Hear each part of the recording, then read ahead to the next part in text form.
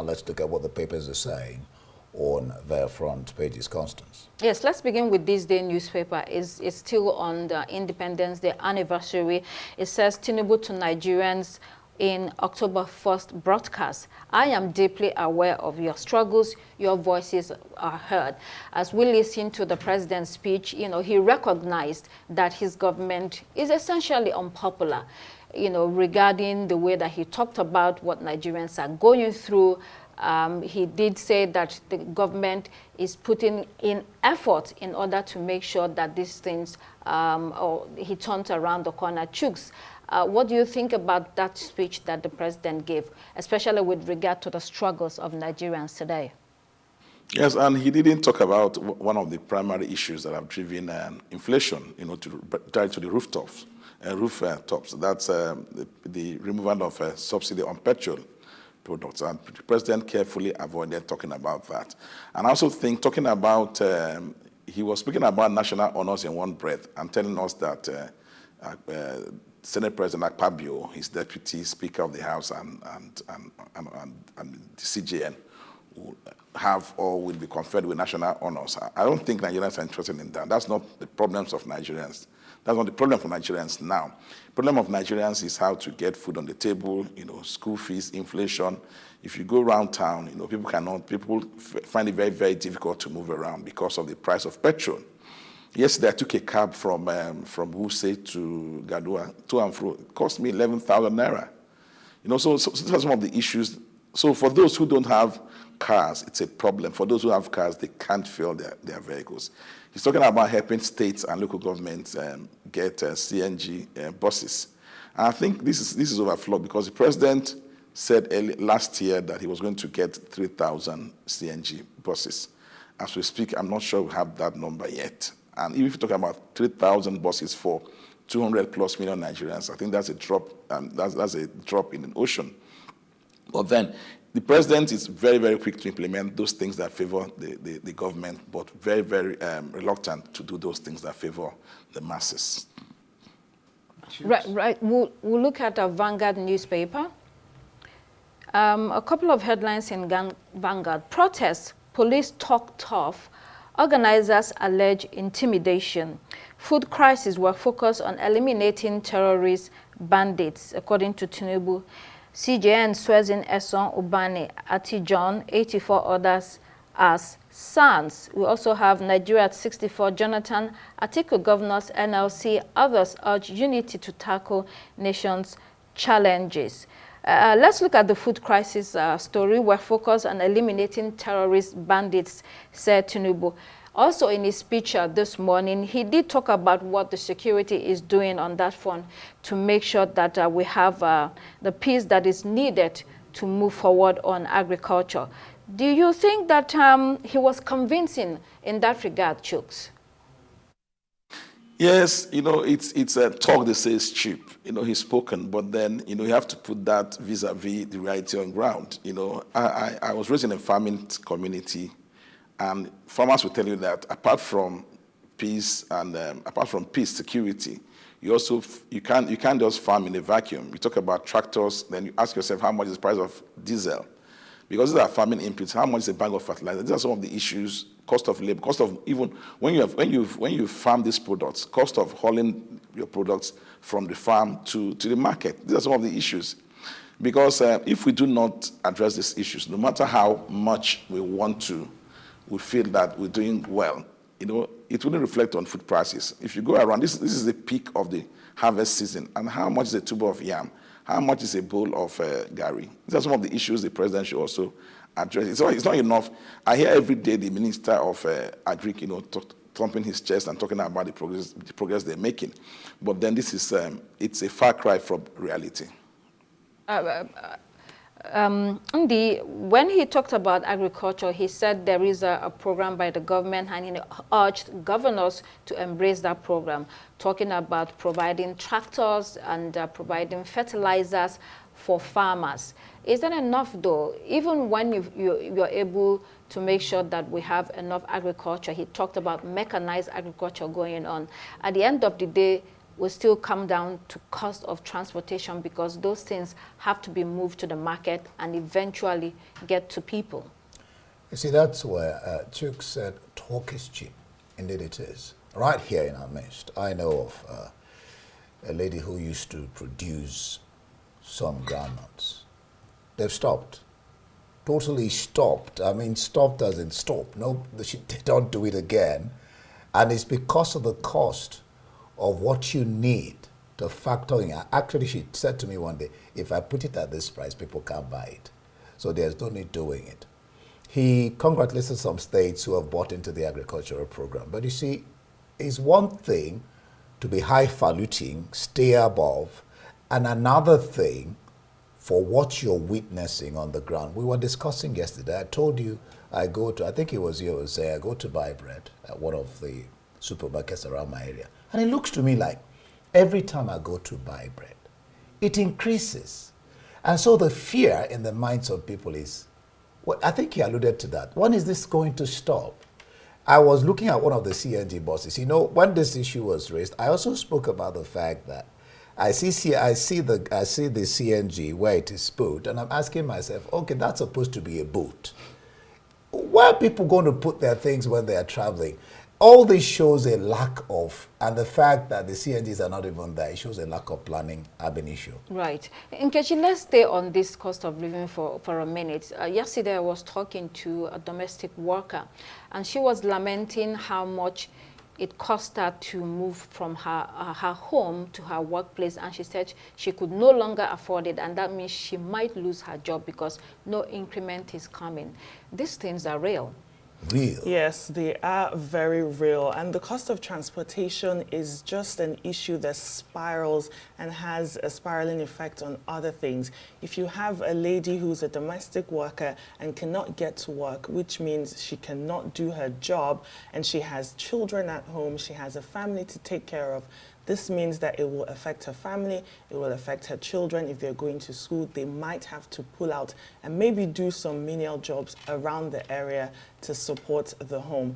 The cost of living crisis in Nigeria, as we know, has continued to increase. And the president really touched on that. From the very first sentence he started, he said, look, my fellow compatriots, I know that you're suffering, but please be patient. But like you said, Nigerians always prevail, but we should not make, we should not stretch that prevalence. We should not take it for granted. And so when it comes to cost of living, transportation, the basic minimum things, to be honest, I think this independence speech should have been more of, these are the things that we're doing to mitigate the issues that Nigerians are facing. If you say you're going to roll out thousands of CNG buses, this should have been the perfect time to announce that. But I think we saw a launch of 64 CNG buses for over 200 Right. I mean, people. I bought fuel yesterday. It used to be 45,000 to fill the tank, you know, but it has increased to over 50,000 now. It's inching. Eventually, it might end up 100,000 naira. And it's because Yes. you can fill your tank. I remember yes. he was saying that what he does is just tops up, then he keeps looking at his gauge, you know, to make sure it doesn't go down. And then we're not talking about the socio-economic implications when Right. people drop out of school, when people drop out of work, if they're not occupied, especially the youth. What do they do? It's a dire situation. Let's look at the Ghanaian newspaper. Economic hardship, political rifts overshadow celebrations. New CJN, Akpabio Mukhtar set agenda for Kekere Eku. Bobrisky FG sets up panel to probe NCOS amid denials. Tinubu highlights gains, prospects, and backs on National Youth Confab. Let's talk about this National Youth Confab for a second. What will a National Youth Confab do for Nigeria if we're not taking the right steps, you know? And let's even tie that to the national honors. Why do sitting House of Reps leaders and National Assembly leaders get honors? What criteria is set out for giving out these honors? Chuks? Yes, that's the problem. We had somebody called Adolphus Wabara who became Senate President. And a few months later, he was stripped of, he lost his seat as a Senate President. We had Salisu Buhari, who became Speaker of the House, and a few months later, we discovered that he was a fraud. So these are some of the issues. You ask yourself: is it by achievement or by ascription? Is it once you become a CJN, you automatically become a GCON? These are some of the issues for review, because you put like Wambara became Senate President. He got the title of rank of GCON. And after I discovered that he was involved in a shady deal, involving school principals. And first, he lost his seat he lost his position as Senate President. He didn't lose his seat. He continued as Senator. These are some of the issues we have to address. Do you just automatically become a GCON because by virtue of the fact that you became Senate President? You become a CFR because you're Speaker of the House of Representatives? These are some of the issues we should talk about as Nigerians. We ought to review the criteria for appointing, for nominating persons for such appointments, for such honors. Because an honor should be an honor. It shouldn't be bought. It shouldn't be purchased. It shouldn't be automatic. People should earn these positions. And that's why people like Obafemi Awolowo, even though he was never president, he had the title of GCFR, I think, GCFR or GCON. Right, let's breeze through the international headlines and see what we'll have for you. We'll begin with The Guardian. Israel has begun ground attacks on Hezbollah inside Lebanon, says U.S.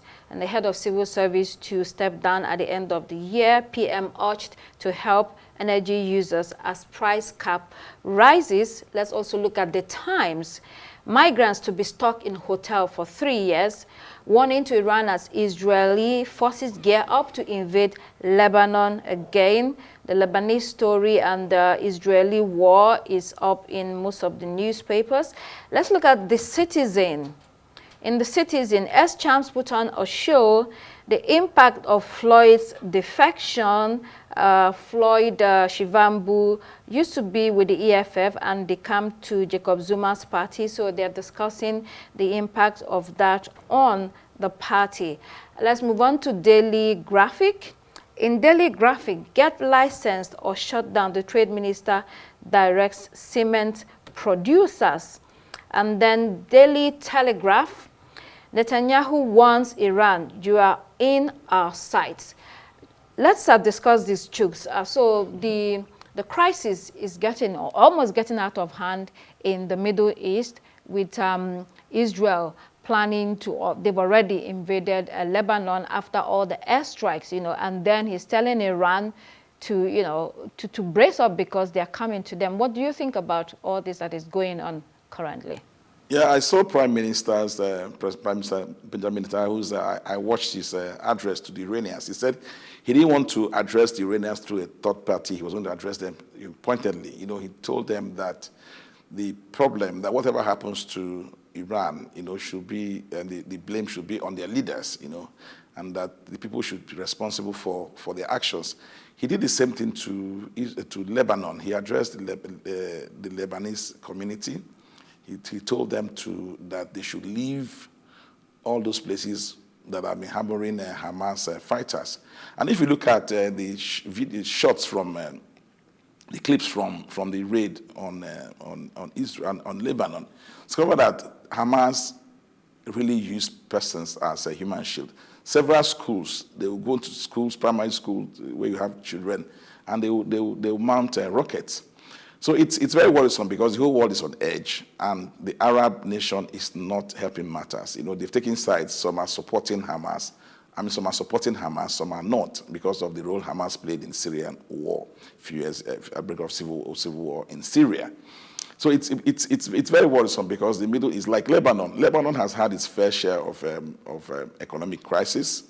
The currency of Lebanon, of the Lebanese currency, has weakened considerably. So, and most persons now are afraid that the destruction, the air attacks, the air raids on Lebanon is going to further, destroy the country. Indeed, it's very unfortunate that citizens in Lebanon are having to face this. They were not in direct war with Israel. It was Israel and Palestine. But Hezbollah, which is supported by Israel Iran. actually and Gaza. Right, and Gaza. I mean Hamas, actually. Right. But Hezbollah, which is supported by Iran, has continued those attacks on Israel. So you see people moving in droves out of southern Lebanon. So something that they did not ask for, they're in the middle of it. And that's what the talk, I mean, the NSC, American National Security Council, is saying Israel has the right to defend itself. They're doing that minimally. But then there's a fear of an outright war breaking out. I mean, United Nations alluded to that. And at the bottom of all this is the two-state solution, which the whole world is crying out for in Palestine. If that is not addressed, one does not know how this brinksmanship on both sides is going to stop. That's the danger in this. And then, of course, people are suffering for it, Lebanese people. People in Palestine, I mean, Palestinians who don't have anything to do with Hamas, or even in Lebanon, they don't have anything to do with Hezbollah, are suffering for all this. This is the cost, and it's heavy. We have barely a minute. In case you have the last word. They've been talking about a ceasefire, and I know the United States keeps saying, look, if we want to have a ceasefire, it has to happen on both sides. And while they say Israel has a right to defend itself, in the talk of ceasefire, you have the acting head of Hezbollah saying, look, we are not stopping no matter what. If you think you've cut down some of our leaders, you've brought your troops on the ground at the border, we are not stopping. So this seems like it might blow out to be a whole regional war, and no ceasefire in sight at this moment. But that's all the time we have. Thank you so much, Dr. Constance Ikoku, for being here with us on a public holiday, and also Mr. Chuks Akuna, the ED of Authority Newspaper. That's all the time we have here on Daybreak. Up next, it's the morning show. Happy Independence Day. I'm Kichi Nana. Thank you for watching. I am Ndi Amogon, the 64th birthday of Nigeria.